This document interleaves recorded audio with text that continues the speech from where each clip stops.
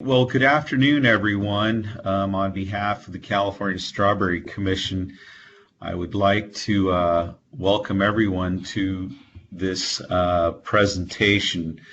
To add to Joy's housekeeping items, I have a couple of individuals I'd like to acknowledge. First, I'd like to acknowledge Hector Gutierrez, the chair of our board. Hector, would you like to say a few words to welcome everyone? That'd be great.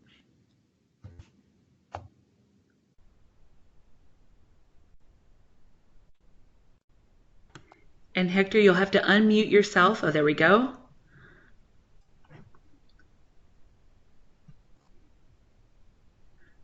Sounds like we can't hear you, Hector.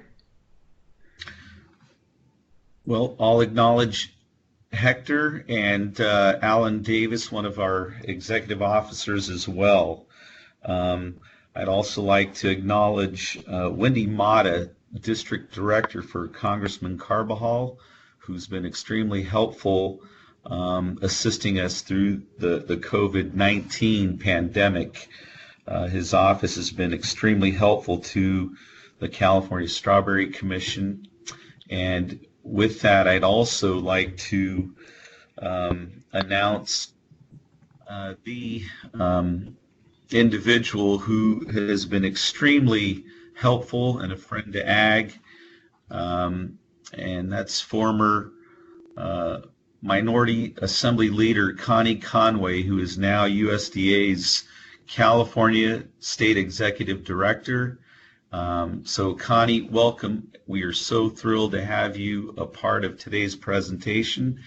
And if you could announce your team, that'd be fantastic, so we could go right into the presentation.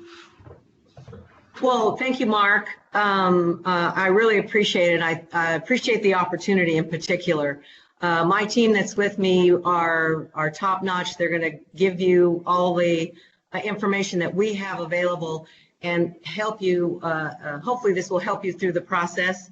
I'm very proud to be associated with the Farm Service Agency. In California we are Ag, and we appreciate all of the 400 plus crops and products that we produce in agriculture in California, and we're really proud that you're a part of that family. So also with me today will be Navdeep Dhillon, and she is our program chief for the state. And doing the presenting today will be Sandra Becker, and she is a program specialist, and she's been doing a lot of these presentations.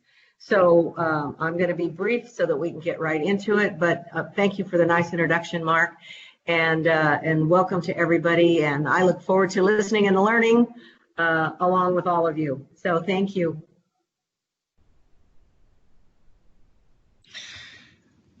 Well, thank you again, Connie, and we'll turn it over to Sandra to go through the presentation so we have plenty of time for questions. All right, good afternoon, everybody. Next slide, please. So today I'm going to give you an overview of the CFAP program. A lot of the information will be applicable to all of the crops that are eligible for CFAP. However, I do plan on discussing a little bit about the differences in handling strawberries for CFAP. We'll also talk about eligibility, producer eligibility, and crop condition eligibility, any forms or documents that you might need, and next steps in applying if you're interested. Next. So the goal of the Coronavirus Food Assistance Program is to provide some relief for producers' operations that were impacted by COVID-19 due to market disruption or price declines. And so specifically, it's for crops that lost more than 5% of their value, and that has already been determined. There's nothing that participants will need to prove. For strawberries, it's already eligible, so there's no documentation required to prove any losses there. This program is designed as a partial compensation. It's not designed to make the producer whole, but merely to offset some of the losses and just to make things a little bit more bearable. So currently we are processing the applications, and you will receive 80% of the calculated eligible benefit if your application is approved. And then once the program is over and if funding remains, you will receive the other 20%. Next slide, please. So we are currently, sign up is currently underway. We've been taking applications since May 26th. The deadline for this program is August 28th, and you have 60 days from the time that you submit your signed application to submit any eligibility forms, any additional forms that you need in order to complete your application. You will be applying, producers will be applying in their local county FSA office. And this program is a self-certification program, meaning there are not going to be any required documents up front as far as production losses and that type of thing. However, I do want to note that this program is subject to spot check. It will be audited. People will be selected at random, and those folks will need to provide documentation in order to support all of the information that they certify to on their application. Next. So as I mentioned, this program is for those folks that have ownership risk of the identified commodities that suffered a 5% greater price loss. In that, as I mentioned, has already been determined what those crops are. In addition, to be eligible, producers have to have an adjusted gross income of $900,000 or less. And the years in consideration for this program will be 2016, 17, and 18. So we'll tally those up and divide by 3, and that gives us your AGI. And so you'll certify whether or not you have an adjusted gross income of $900,000 or less. However, if 75% or more of your income is from ag, then that provision is waived. You can have an adjusted gross income higher than $900,000 as long as 75% or more of your income is from agriculture. So as I mentioned, you have to have a risk of the covered commodity, and the crop has to be subject to price risk as of January 15. And subject to price risk means that there has not been any agreed set firm price prior to January 15th. Next slide, please. So in order to apply for this program, you do not need to be an existing USDA customer, and you can participate in other programs and collect benefits from other USDA programs and also apply for CFAP. Next slide.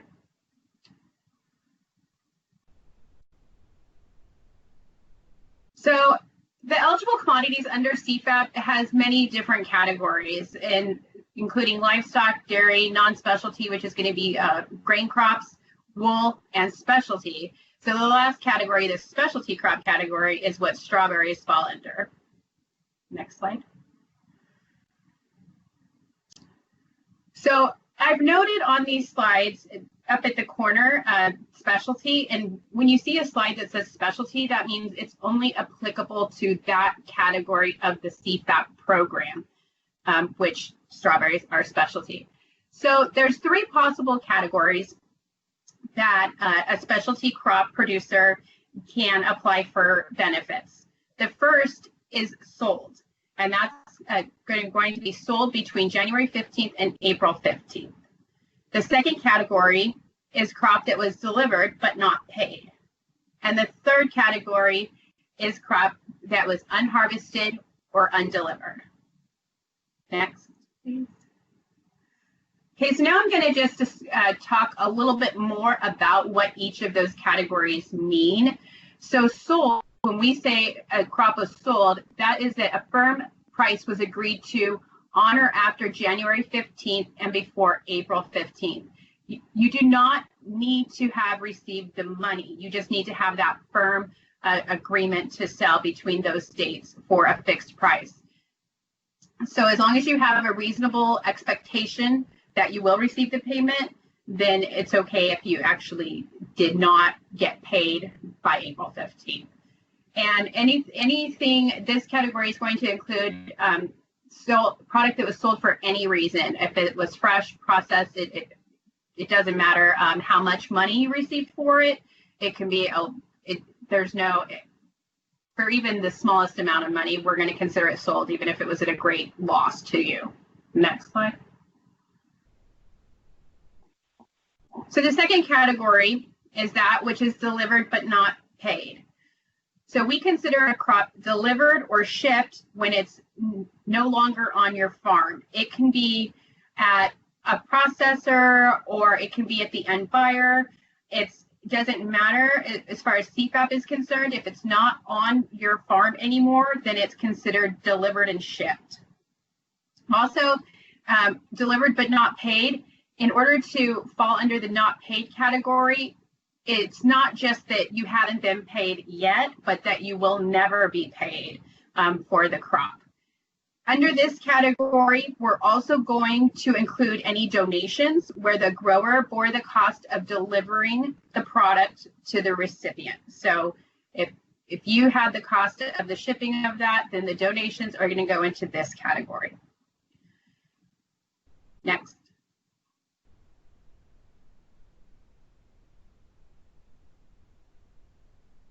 So the third category is the unharvested and undelivered category. And this is going to be for product that was left on the farm and spoiled as of April 15th. It's also going to be eligible for this category product that was unharvested due to any connection to COVID. If lack of market, lack of labor, there's several reasons why that could be. If for some reason you missed some pickings during this time of the strawberries, then that's going to fall into this category. And also this donations where the recipient actually picks up the fruit on the farm or bears the cost of the shipping will go into this category. Next. So for strawberries, here are the eligible payment rates. The strawberries are eligible for all three categories. And you can see here that for per pound of sold strawberries is 84 cents. That fruit that was delivered but not paid for is going to be paid at 72 cents a pound. And that crop that was unharvested or undelivered, spoiled on the farm or donated, where the recipient picked it up, that's going to be paid at $7,042 per acre. Next. So with strawberries and a couple of other crops that are eligible for this program, they're a little unique in that they're multiple harvested crops. So they have multiple pickings throughout the season. And so when we're dealing with the unharvested category for strawberries, we're going to need to prorate that acreage for the CFAP program. So, so that's something that we're going to take a look at, and I'm going to kind of break it down how we do that. But it's important to note that only the time period the crop would have been harvested between January 15th and April 15th qualifies. Next. So in order to calculate the eligible acres, if you're going to apply for unharvested, this is the information that you'll need, and if the FSA office is helping you, that they'll need and ask you for. And so that's the number of acres planted and the acres that weren't picked, how frequent you normally pick the berries, and the number of normal pickings throughout the season, and then lastly, how many you missed. Next slide. So we're going to take a look at an example here of how we would prorate acres for the CFAP program. So if a producer has 100 acres of strawberries, and he normally picks them 2 times per week from March 1st through September 1st. So that's our scenario. So that's 6 months, which is 24 weeks, and at 2 pickings per week, that gives me 48 pickings for this season. This producer didn't pick any berries from March 1st to April 1st due to the lack of market and labor related to COVID. Next slide. So taking from information from the last slide, we have 100 acres, we have 48 normal pickings, we've already figured that out. And now we're going to look at that March 1st through April 1st, where we missed all of our pickings in there. And that's 4 weeks at 2 pickings per week is going to give us 8 missed pickings. And so we're going to take 8, divide that by the number of total pickings, which gives us 16.7%. And then we will multiply the acres planted, 100 acres, by that.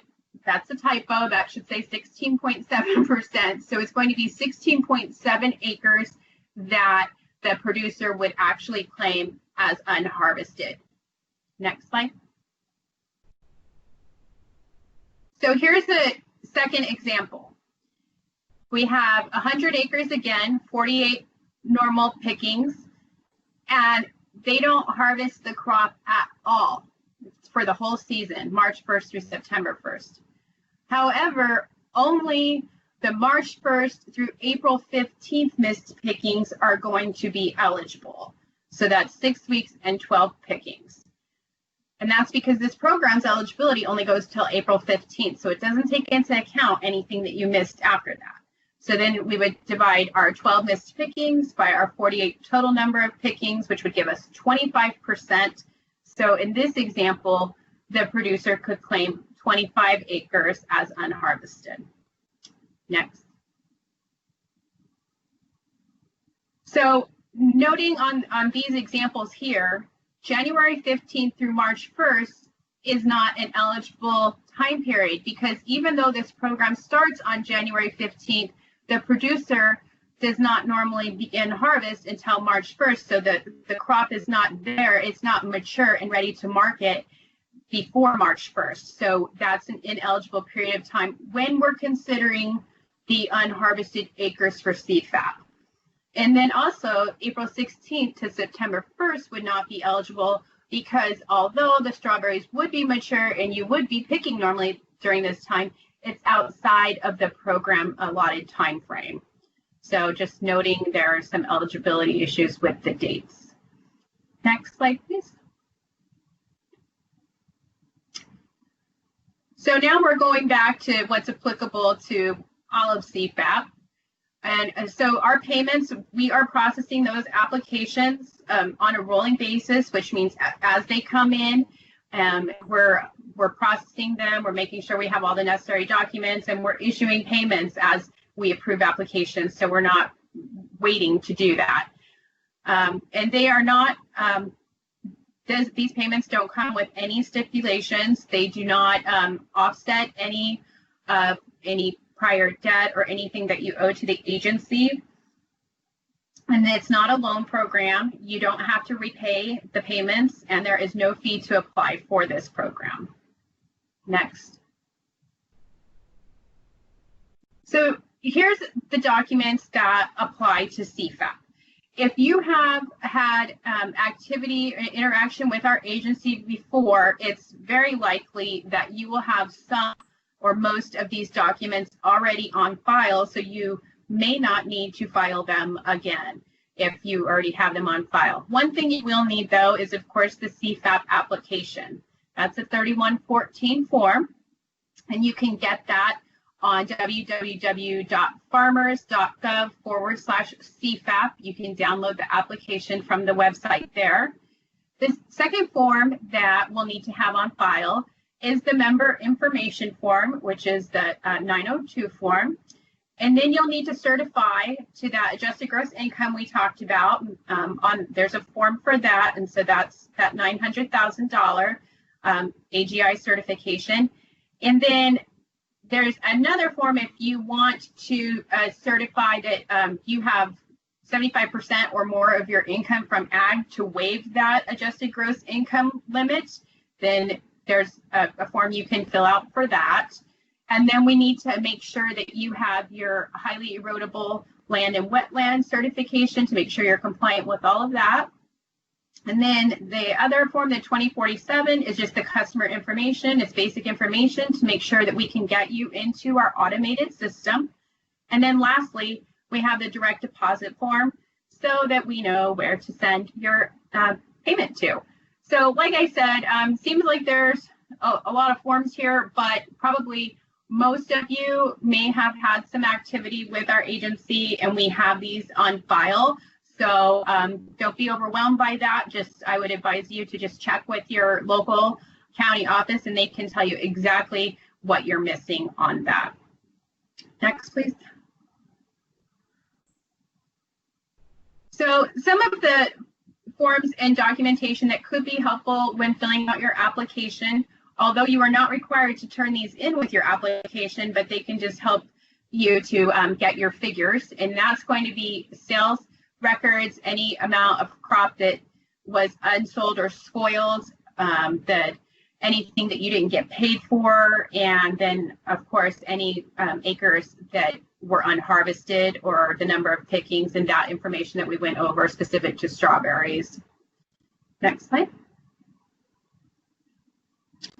So now we're going to take a brief look at the application itself. And I know that you guys can't read this, but neither can I. But just to see the layout of the application so it doesn't look completely foreign when you see it, I thought we'd just go over that real quick. So at the top there, items 1, 2, and 3, you're just going to fill out your the state and then your local county, and then the program year for CFAP is going to be 2020. Then the next part right under that is the producer certifications. Usually on our applications, they'll put this at the end right before your signature, but they wanted to make sure that everybody paid attention to this, so they put it right up front. So take a minute when you're completing your application to read everything that you are certifying to. Next slide, please. So part B is just a one line, and you're going to just enter your name and address in there. And part C and D, you're not going to complete it all. That's for dairy and non-specialty crops. So you're just going to skip right over that. Next slide. And also parts E and F, you don't need to fill out anything there. That's for livestock and value loss crops. So strawberry is a specialty, so we're not going to do anything there. Next. So here is where the specialty crop producers will complete part G. So strawberry producers will complete this section, and this just and only the left portion there that's within the oval circle there. So it's just the name of the crop, and then your unit of measure if you're measuring in tons, or if you're measuring in some other unit, make sure you note that. And then the volume of the production sold, how much you sold during that specified period of time. And then the next category is going to be for that production that you did not get paid for, or that was spoiled, or that you donated and paid the cost to ship the donated product. And then the last column there is going to be where you would enter any acres that were unharvested, being careful to prorate them according to the amount of pickings that you missed, like we just went over a few slides back. Next slide.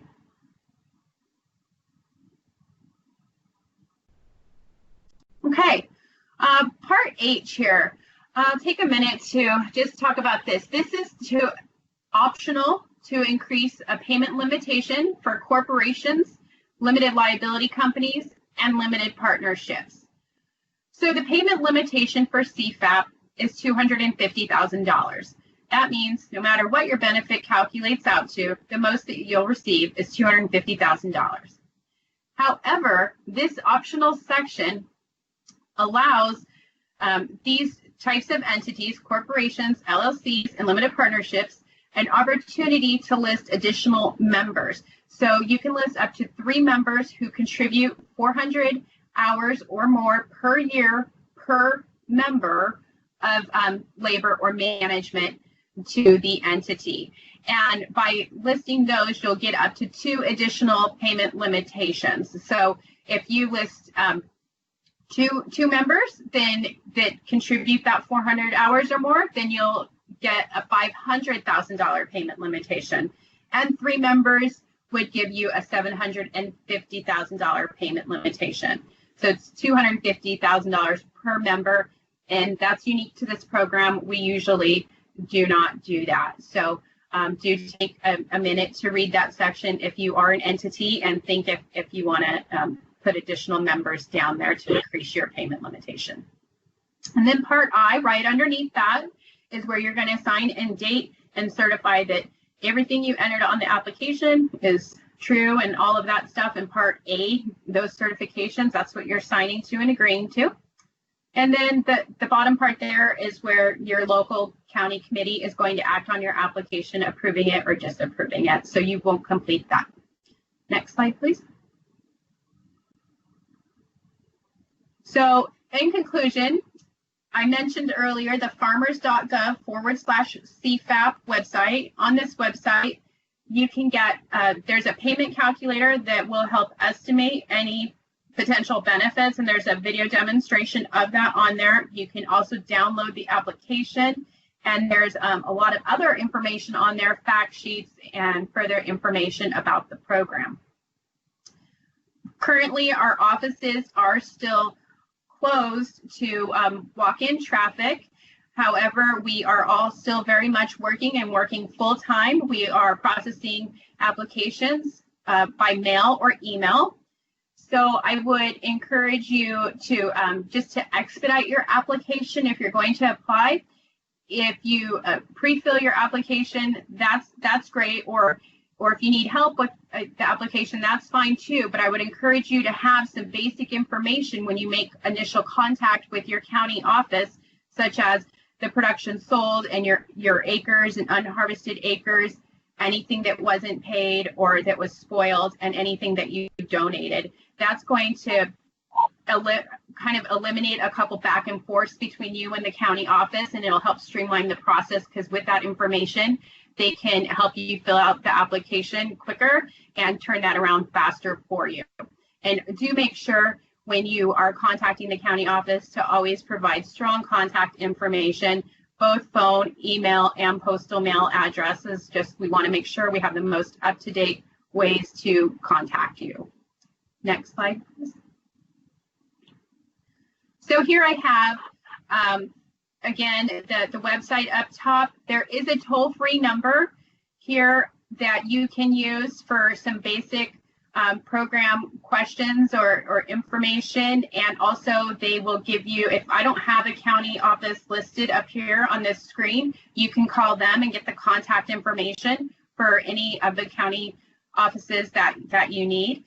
And up here, I do have the Monterey Santa Cruz contact information. Vivian Stofa is our CED, our County Executive Director that manages that office. And then San Luis Obispo's contact information up here. Jeff Sled is going to be the County Executive Director in that office. And then for Santa Barbara Ventura, we have Brenda Estrada, who is the manager of that office. So these are probably going to be the bulk of our producers, but like I said, if you need a county that's not listed, go ahead and call that 877 toll-free number.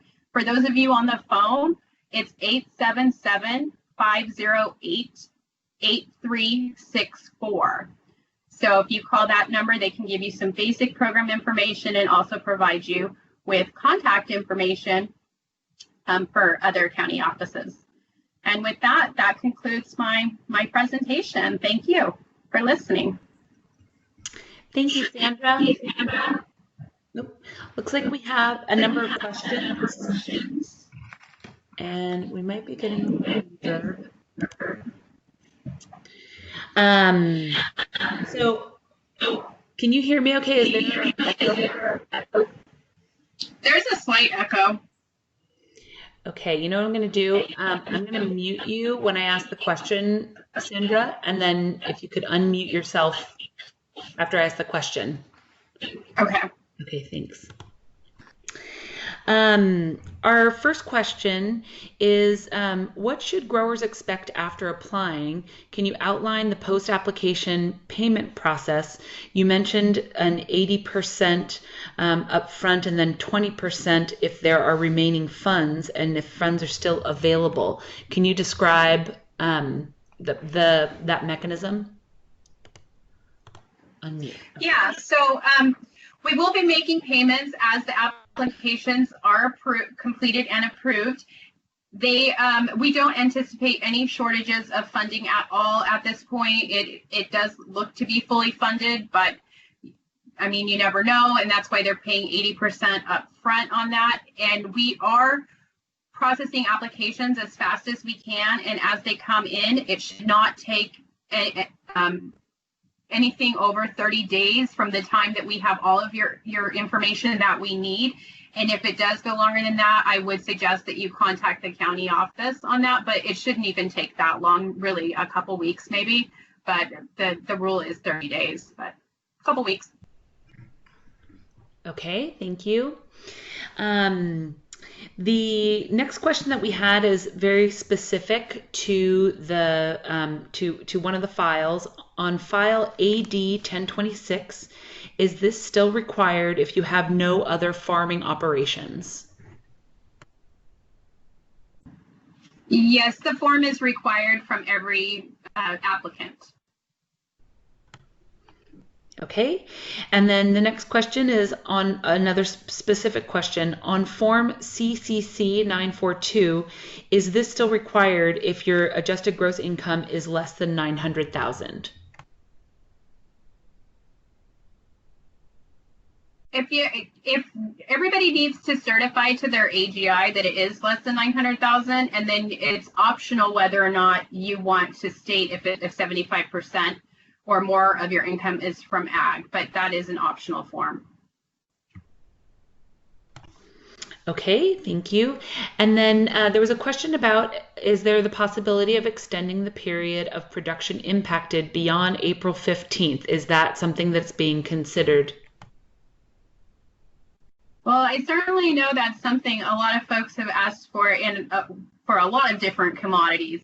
Currently, right now, today, no, it's not extended. It's the eligibility period is April 15th.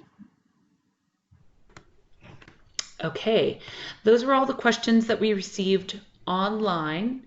Oh, we got another one hot off the press.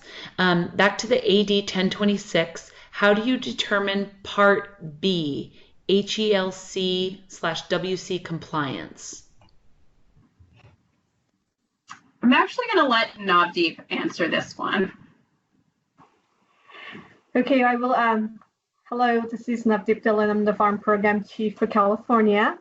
I will try to answer the question. So, you know, at first we look to see how you certify on the form. So depending on, you know, it's usually if you're a farmer who's been farming for a while, normally it's not an issue in terms of HGL and wetland compliance, right? So it's usually more restrictive in terms of land that's newly broken out, or if the land hasn't had any determination at all. So, you know, it's probably a question that's more so specific that it's something that we should probably have the county office answer for you. So you do have to, since strawberries are it's an annually tilled crop, you do have to complete the entire form. There's a little bit of difference for if it's an orchard or a vineyard, but you will just have to complete the whole form. And if there isn't a determination made on highly irrigable land or wetlands, then those forms are usually referred over to NRCS for determinations. However, while the agency is looking at determining land, your payment is not held up. We do continue to issue payments, and then, you know, we may come back to you if we see any issues. And NRCS is usually really good about working with the growers on plans for wetlands or highly erodible land determinations. Hopefully that answers the question. Okay, it looks like there was a little bit of a follow-up on this one. On AD 1026, does only the LLC have to file, or does the LLC and the partners in that LLC also have to complete this file? Okay, so I think I'll continue to answer this one. So the LLC, if the members do not have any other farming interests, then only the LLC needs to file. And I believe on the form, it'll ask you if there are any affiliated persons. And then you only list affiliates if any of those members have any other farming interests. If the LLC is the farmer and is the one that's farming, and the members do not have any other farming interests, then no, you would just complete the LLC's form, and that's it. Okay. Is the amount paid considered taxable income? Yes, it is. You will receive a 1099 from the agency at the end of the year. Okay. More questions coming in. Are growers who sign contract growing agreements with shippers eligible to apply for CFAP if they don't take any market risk in the crop? To answer to that, without getting more details, would be no. So you have to be the producer of the crop, meaning that you had risk in the production of the crop as well as the price risk. Okay. One more question here. For Form 902, does Part F need to contain all the farm numbers? If we have multiple farms, do we just add this on a separate page? And then there's another follow-up. I'll have you answer that before I ask the follow-up. Yes, you only do one 902 for the entity, and you do list all the farms, and there are continuation sheets available for each section of the 902. Okay, and the follow-up to that is also for parts G and H. How accurate should these be? Should we go based off of previous records? I'm trying to think back what those parts are. If I don't have the form handy, so if you want to give us the best information that you have available, but not yeah. So you'll probably just have to give us the best information available. But I would probably refer you back to the county office. Or you can, if you can definitely call me, and I can discuss more details on the specific parts and what's required there. But I would recommend you start with the county office. Okay, and there's a comment here, but there's not a question related. So Patty Martinez, if you want to ask, they have to do with labor and management calculations. I believe that was maybe a comment related to the Form 902.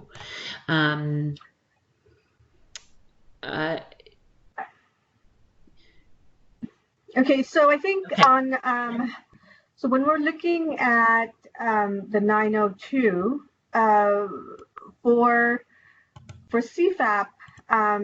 We're just trying to get the basic information in terms of, who's in this partnership or the corporation or the LLC, and then not too much details in terms of, what inputs are provided and all of that, because we are not making an actively engaged determination. We're making just trying to determine who's in this entity and what shares they have.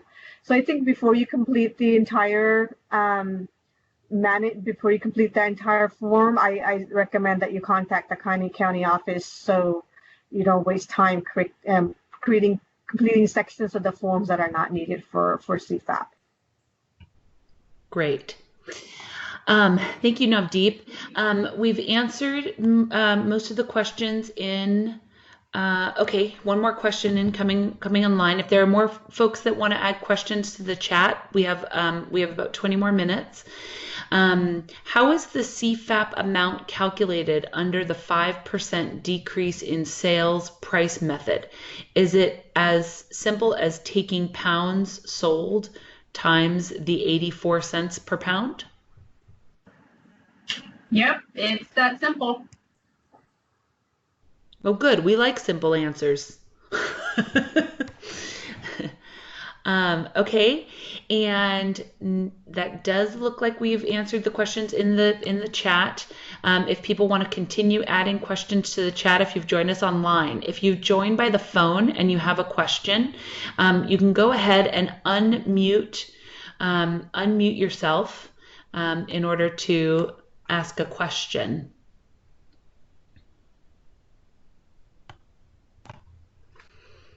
You see some unmuting happening, but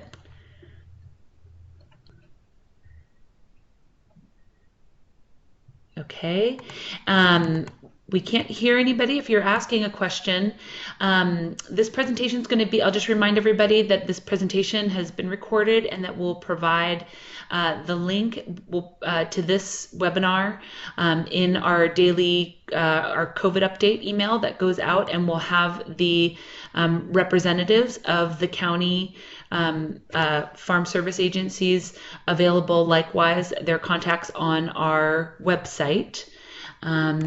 Let's see, any other questions? And of course, if you have any questions that did not get answered here, you can contact the Farm Service Agency directly, or you can write to info@calstrawberry.org, and we will route your question to see if we can get it answered. Okay. Any other questions from participants, either in the chat or by phone?